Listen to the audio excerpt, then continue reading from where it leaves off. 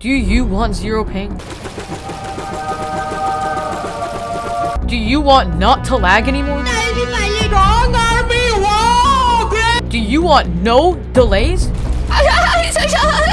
Do you want the lowest ping possible, no matter how unstable your connection is? Yo, what is up, guys? In today's video, I'm gonna be showing you how to get lower ping and maybe even 0 ping on Fortnite. And it doesn't matter if you're living near the NAE servers in New York or if you're at the North Pole with a frozen Xbox One and the closest server being on the other side of the earth. But before we get into the video, I'm gonna need you guys to like and subscribe with notifications on in the next 5 seconds or else nothing will happen. It just helps me out a lot, so please do it. But yeah, boys, let's get right into the video. Alright, boys, we're now in creative and I'm gonna be showing you guys today 8 different tips on how to reduce your ping heavily and get you even 0 ping. Now, as you already noticed, I do have 0 ping myself, and that's because I've used every single one of these tips to get me the best ping possible without it even spiking once. And as you can see, it's not going above 0. So what I will be actually showing you guys today is how to put the least amount of stress on your server as possible. That way, you'll get the best connection possible and thereby giving you really good ping. But yeah, let's just get into tip number 1. For tip number 1, it's actually going to be to host your own custom matchmaking server when you join creative. Now, let me explain why. When you host your own custom matchmaking server, you are hosting a server and not Epic Games. Thereby, you are hosting the server having the best connection possible because you are hosting it and you're not just joining Epic's server just by loading it to creative right away. So yeah, that pretty much explains it. But yeah, that's for tip number 1.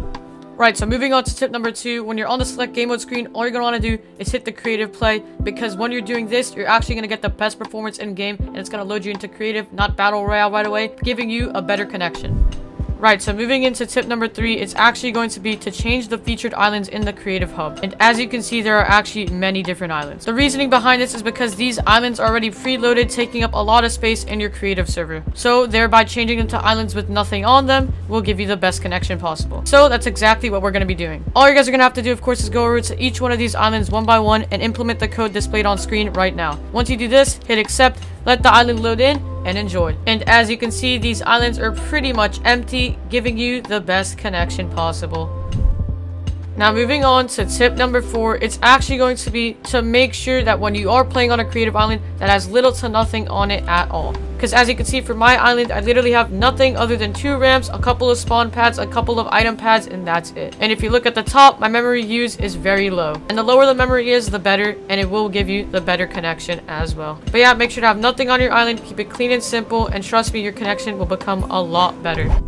Now, moving on to tip number 5, it's actually going to be to turn off replays. So all you're going to want to do is make sure to head over to your settings, go down to the gear icon, and scroll all the way down until you see replays. Make sure to turn each and one of these off. That way, your game isn't recording the gameplay in the background, giving you more delay and a heavier connection. Now, for tip number 6, it's actually going to be to wear a default skin. Now, let me explain. All you're going to want to do, of course, is to go into your locker, press on your skin, go all the way up and take off your skin. By doing this, you're actually not loading in your actual skin's textures because the default skins are already pre-textured into the game. So trust me when I say this, it will reduce your connection a little bit, not by a lot, but it will help. But no worries, if you don't want to take off your skin and you want to keep it on during creative or anything else, just do all the other tips and avoid this one. But yeah, if you don't mind it, do this as well.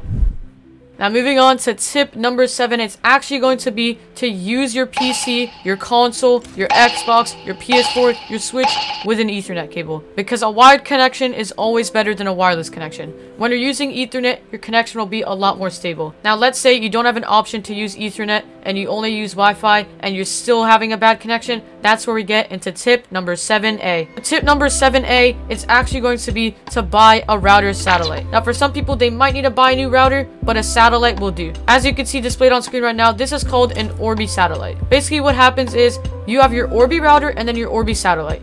Your Orbi router is actually located on the 1st floor, but you play on the 3rd. So, all you gotta do is put your satellite on the 3rd floor near you, and then what that does is extend the range of your router on the 1st floor all the way up to the 3rd floor, and then even boosting the 3rd floor. Long story short, if you buy a router satellite or use an old router as an expander, your connection will be a lot better.